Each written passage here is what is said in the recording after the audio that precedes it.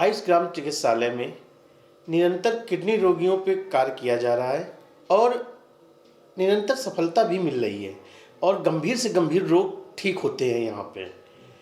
आज हमारे सामने हैं सत्यनारायण मिश्रा जी, जो सीआरपीएफ में जॉब करते थे पहले। अचानक इनकी माताजी को किडनी फेल्योर का केस बनता है और ये अपनी माताजी को स्ट्रक्चर में लाने की स्थिति में आयुष ग्राम में आते हैं। आज हम सुनते हैं इन्हीं की जुबानी सत्यनारायण मिश्रा की कहानी। मेरा नाम है सत्यनारायण मिश्रा, सीआरपीएफ से रिटायर्ड हूँ। मैं सतना मध्य प्रदेश का रहने वाला हूँ। मेरी माँ जी का नाम है श्रीमती राजकुमारी मिश्रा। 2020 में हम लोग माँ को आँखों के ऑपरेशन के लिए लाए थे जानकी कुंड चित्रकूट। तब हमें पता चला कि माता जी को हमारी शुगर की समस्या है। हमने 1 साल लगभग शुगर का इलाज कराया कि आँखों का इलाज कराना है। तो 1 साल इलाज चलता रहा। उसी दौरान फिर मदर हमारी बीमार हो गई। ये 2020 की बात बता रहा हूँ आपको। 2020 में यहाँ लाए थे और उसके बाद जब 1 साल लगभग इलाज चलता रहा शुगर का, उसके बाद हम लोग जब दोबारा बीमार हुई तो चेक कराने ले गए तो शुगर तो नॉर्मल था पर किडनी की समस्या बढ़ गई थी। बहुत ज़्यादा उल्टियाँ हो रही थी, दस्त हो रही थी। सतना में हमने एडमिट किया पुष्पांजलि नर्सिंग होम में। तो वहाँ 2 दिन एडमिशन किए रहे पर कोई फ़ायदा नहीं मिला हमें। वहाँ से फिर हम लोग नागपुर ले गए। नागपुर में 8 दिन एडमिट रहे, 5 दिन आईसीयू में रही और 3 दिन नॉर्मल वार्ड में रही। तो वहाँ से थोड़ा आराम मिला। लगभग 8 महीना वहाँ इलाज चला पर फिर वहाँ स्थिति नहीं संभल पाई। तो वो लोग भी बोलने लगे डायलिसिस के लिए जाना पड़ेगा। तो उसके बाद फिर हम लोगों ने क्या किया कि एक होम्योपैथिक वाले का पता चला अम्बाला में, तो वहाँ ले गए हमारे पिताजी। बोले वो बहुत अच्छा है, किसी ने बताया। वहाँ ले गए तो वहाँ भी कोई आराम नहीं मिला। 20 दिन वहाँ दवा खाया, कोई आराम नहीं था। फिर वहाँ से हमने अपने यहाँ सतना में ही एक डॉक्टर है राजेंद्र नायक, उनसे अपॉइंटमेंट लिया। बहुत अच्छे डॉक्टर हैं वो। तो उन्होंने बताया कि आपको किडनी की समस्या बढ़ गई है, आपको या तो डायलिसिस कराना पड़ेगा या तो किडनी ट्रांसप्लांट कराना पड़ेगा। और उन्होंने बोला कि ये कोई श्योरिटी नहीं है कि किडनी ट्रांसप्लांट कराने के बाद आपकी मदर सेफ रहेगी। तो फिर हमारे एक रिलेटिव हैं बड़ोदरा में, वो हार्ट स्पेशलिस्ट हैं। उन्होंने बताया कि यहाँ ले आओ, मैं चेक कराता हूँ यहाँ। वहाँ चेक कराया तो उन्होंने भी यही बोला कि किडनी की समस्या बढ़ी हुई है, क्रिएटिनिन 9.2 है और आपको या तो डायलिसिस कराइए या तो किडनी ट्रांसप्लांट कराइए। हीमोग्लोबिन कितना था उस टाइम पे? हीमोग्लोबिन 7.6 या 8 था ऐसे था जी। हीमोग्लोबिन भी कम था। फिर उन्होंने उसके लिए इंजेक्शन भी दिया हीमोग्लोबिन के लिए। फिर वहाँ से ले आए हम लोग तो सेटिस्फाई नहीं हुए। यहाँ एक राजापुर हटवा है, राजापुर हटवा में एक वैद्य जी बैठते हैं, रमेश चंद्र द्विवेदी। उनके यहाँ ट्रीटमेंट कराया हमने, करीब 1 महीना कराया वहाँ।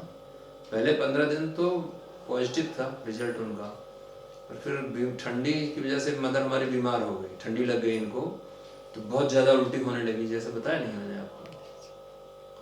तो फिर मौसी के लड़के ने हमें, मौसी का लड़का आया देखने, उसको पता चला कि मौसी बहुत ज़्यादा बीमार है तो आया देखने। तो उसने बताया कि दादा एक आयुष ग्राम हॉस्पिटल है करवी में और वहाँ का बहुत अच्छा रिजल्ट है। तो फिर हमने नंबर लिया उसका जिसने इलाज कराया था यहाँ पर, एक ठाकुर साहब थे वहीं के, उनके लड़के से मेरी बात हुई तो उन्होंने बताया कि बहुत अच्छा रिजल्ट मिला है वहाँ का। करीब 21 दिन एडमिट रखते हैं वो लोग।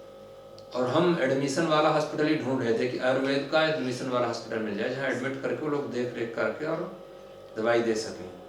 तो पहले हमें फर्स्ट सर्च करते थे तो हरिद्वार ही आता था, पतंजलि का।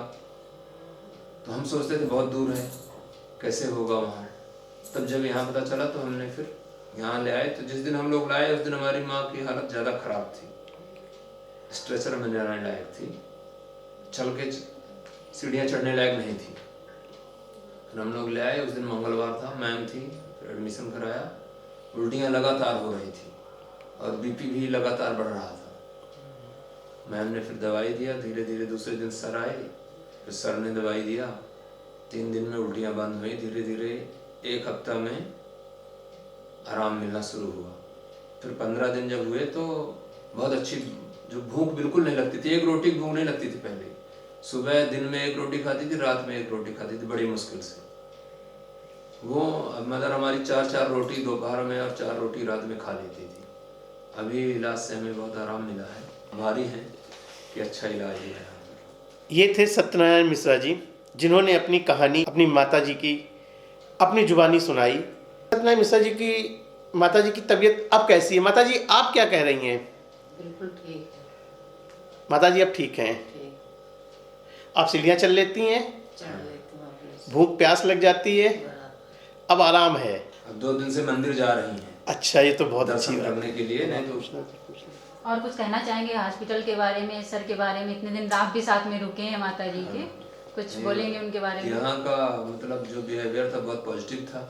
जब हमने समस्या बताई उसी समय आके अटेंड किया गया, डॉक्टर साहब आए। और जब गुरुजी आए, बड़े वाले गुरुजी आए, तो उन्होंने देखा, अच्छे से बात किया और बताया, धैर्य बंधाया कि चिंता मत करो, लेट कर दिए हो पर फिर भी आ गए हो, अब तो अब हम दवाई देंगे, ठीक होगा। और गुरुजी के मार्ग दर्शन अनुसार हम लोगों ने दवाई खाया और आराम मिला हमें। और उनका अब तो आपको ऐसा नहीं लगता है कि कोई डायलिसिस की जरूरत पड़ेगी या ट्रांसप्लांट की कोई कभी नौबत आएगी, ऐसा कुछ तो नहीं लगता? तो अभी खुशी है। और अपने जैसे माता जी को ये दिक्कतें हुई, तो और इनके जैसे पेशेंटों को क्या संदेश पहुंचाना चाहेंगे? क्या उनको? मैं तो उन्हें संदेश मैं पहुंचा चुका हूं कईयों को जी जी कि एलोपैथिक में आप परेशान रहे आओगे जिंदगी भर, कोई फायदा नहीं मिलेगा। डायलिसिस, किडनी ट्रांसप्लांट और फिर लास्ट में राम नाम सत्य, तो यहाँ ले आओ। आयु तो बढ़ेगी बढ़ेगी, मैं नहीं बोलता कि 100% पास हो जाएगा, पर आयु तो बढ़ेगी बढ़ेगी। तो एक है मुंबई में है, उनको डायलिसिस चल रहा है, वो मेरे से लगातार संपर्क में है। जिस दिन से मैं एडमिट किया उस दिन संपर्क में है मेरे। तो मैं उनको बोला हूँ कि 2 महीने का टाइम, 2 महीने का टाइम लेके आप आओ और यहाँ ट्रीटमेंट कराओ। और भी है, एक ठाकुर साहब हैं, उनको भी है, उनको मैंने बताया है, वो लगातार मेरे संपर्क में है, क्योंकि उनको पता है कि ये लेके घूम रहे हैं। इनकी माँ को अगर आराम मिला है तो हमने तो बोले हैं कि मैं अभी इसी हफ्ते आऊँगा, उनका बच्चा भी छुट्टी आ रहा है, वही फौज में, वो भी लेके आएगा।